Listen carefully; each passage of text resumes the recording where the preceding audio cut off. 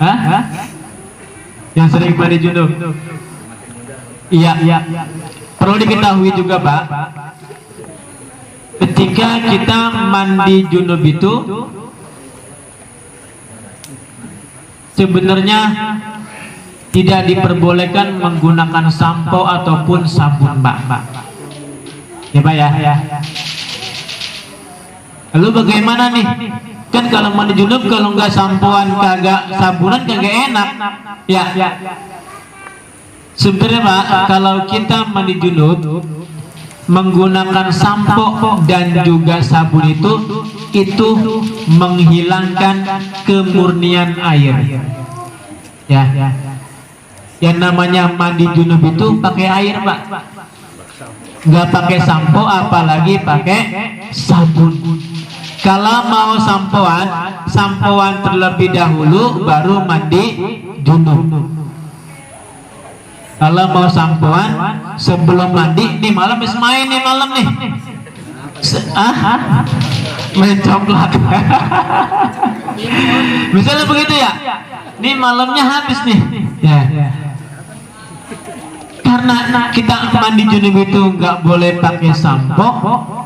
Sebelum tidur sampoan dulu, kepalanya disampuin tuh. Ini biasanya pengalaman nih ya, kalau habis nganten baru tinggal di rumah mertua, takut ketahuan sama mertuanya mandi junub mulu pakai sampoan mulu, malam-malamnya tuh dia sampoan tuh. Udah kedinginan itu Pak ya. Tuh. Ya, jadi seperti itu Pak. Jadi sebelum mandi junub itu sampoan terlebih dahulu.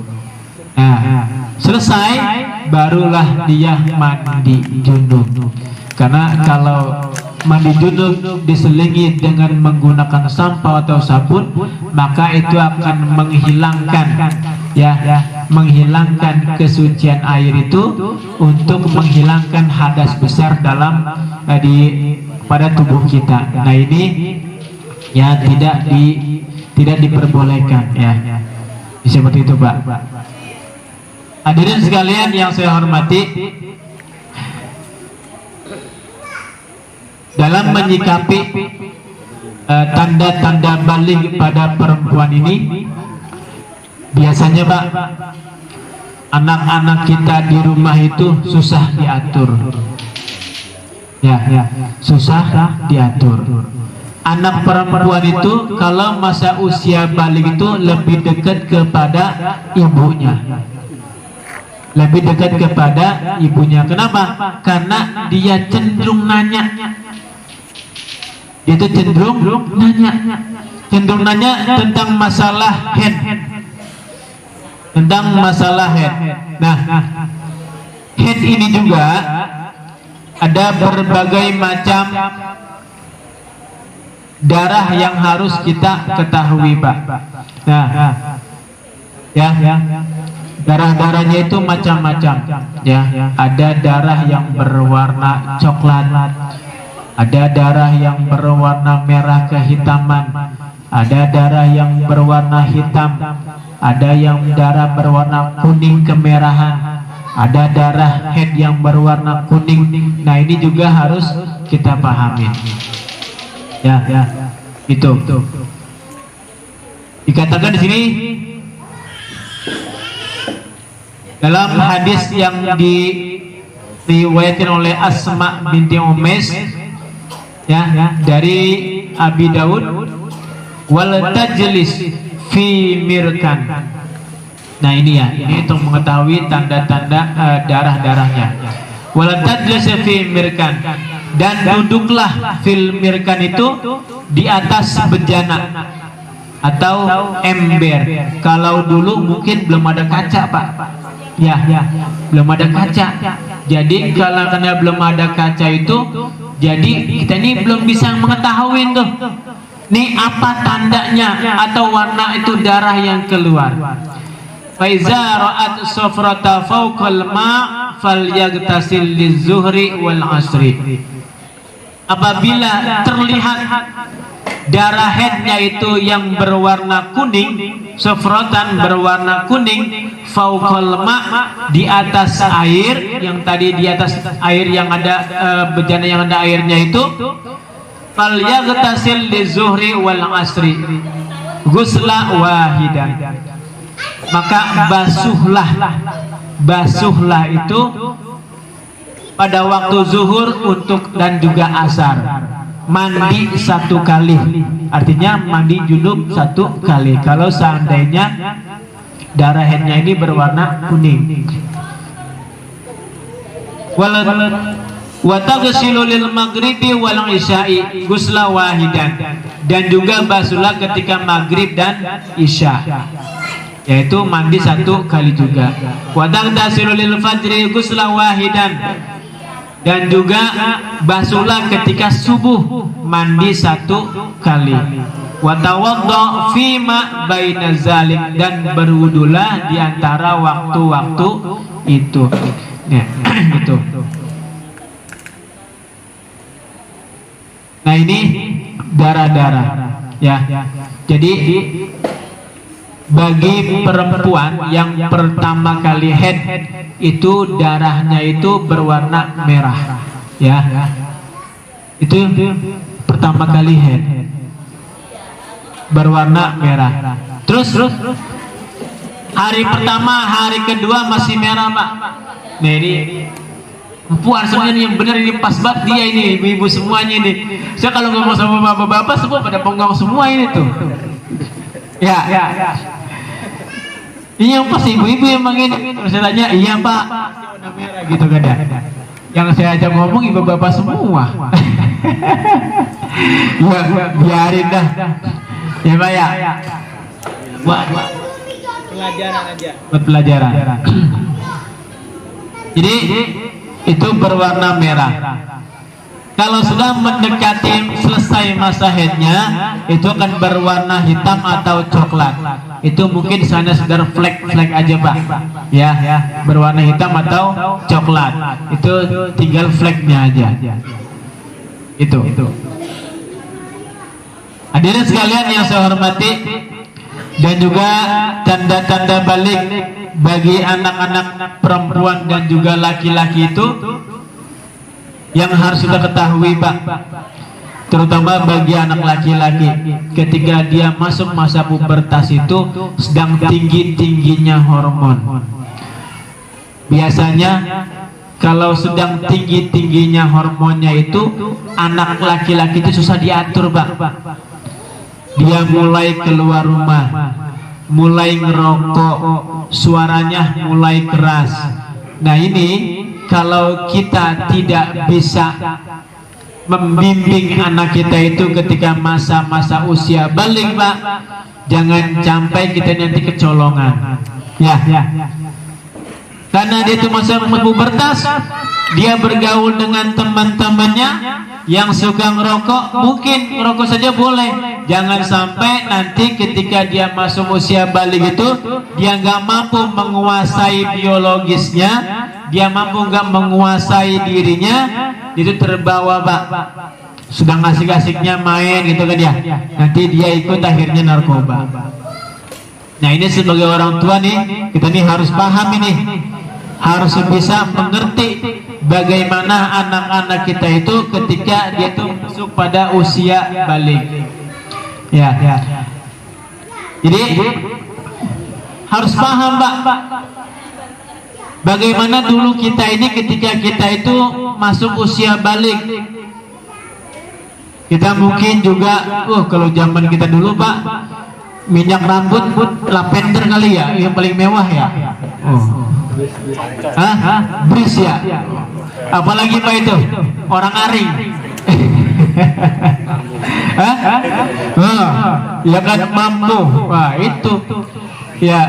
Pokoknya kalau anak itu dulu itu pakai bris, rambutnya gelimis banget, wah ketahuan nih. Ya. Itu berarti dia tuh lagi masuk masa pubertas, doyan-doyannya itu ke rumah pacarnya. Kalau anak kita Pak sudah masuk masa usia itu, nah kita sebagai orang tua ini hanya sekedar mengingatkan Pak. Kalau dilarang kita mungkin gak bisa, Tapi kalau mengingatkan anak itu, kita harus bisa mengingatkannya. Kalau bagi perempuan yang masuk usia balik, masuk masa-masa pubertas, ini harus diwaspadain, Mbak. Ya, dia itu sudah mulai nongkrong, ya kan? Sudah mulai pergi sama teman-temannya, sudah mulai asik jalan-jalan. Ini pun sebagai orang tua kita harus bisa mengawasi. Tanyain, Mbak, ya, dia berangkat jam berapa, sama siapa mainnya, di rumah siapa, sampai jam berapa. Itu orang tua harus bisa mengawasi anak-anaknya. Minimal ketika sudah masuk waktu pulang, harus segera pulang. Karena nah itu sekarang ini galakan anak daripada orang tuanya. Orang tuanya baru ngomong satu kali, anaknya sudah ngomong dua kali. Ya, gitu ya. Nah ini terkadang, Pak, anak seperti itu karena kita orang tuanya, Pak. Kalau anak usia 1 sampai dengan 6 tahun, itu anak harus dijadikan bagaikan raja, Pak. 1 sampai dengan 5 tahun lah, itu anak harus dijadikan raja. 6 sampai dengan 10 tahun, itu anak harus apa itu? Pokoknya antara usia SD sampai dengan usia SMP, itu anak harus kita jadikan tawanan. Harus itu, Pak. Tawanan itu. Kenapa? Jangan sampai anak itu tidak menuruti perintah orang tuanya. Anak usia SMA sampai dengan usia dewasa itu harus dijadikan sebagai teman. Supaya apa? Supaya nanti ketika anak kita itu sudah mulai tumbuh, sudah masuk masa usia balik, pubertas, dia itu nggak malu-malu curhat sama orang tuanya. Kenapa sekarang ini orang tua itu sama anak itu jauh? Anak itu berani sama orang tuanya karena orang tuanya nggak bisa mengerti bagaimana anaknya. Maunya orang tua mulu yang di ngertiin sama anaknya, tapi orang tua itu nggak bisa mengerti perasaan anak. Kalau saya begitu, Pak. Anak saya itu usia dia itu 1 sampai dengan usia TK itu saya manja. Ketika masuk usia SD sekarang ini, saya kekang dia. Saya kekang, HP nggak boleh main HP. Tidur jam 9 harus sudah masuk kamar, minimal setengah 10. Kecuali hari libur, saya bebaskan dia main HP. Pulang sekolah harus sudah istirahat, jam 3 berangkat ngaji, malam harus berangkat les. Udah, begitu terusnya tuh. Saya kekang dia. Azan, sholat. Saya kekang itu, Pak. Tapi walaupun saya kekang seperti itu, saya itu harus curhat juga sama dia. Dalam arti apa? Supaya anak itu mau curhat sama orang tua. Ya, saya ngobrol sama anak-anak, dia cerita, Kak, tadi ayah seperti ini di rumah. Main sama teman, belajar sama anak gitu kan. Gitu. Ya, begitu, Pak. Saya cerita sama anak.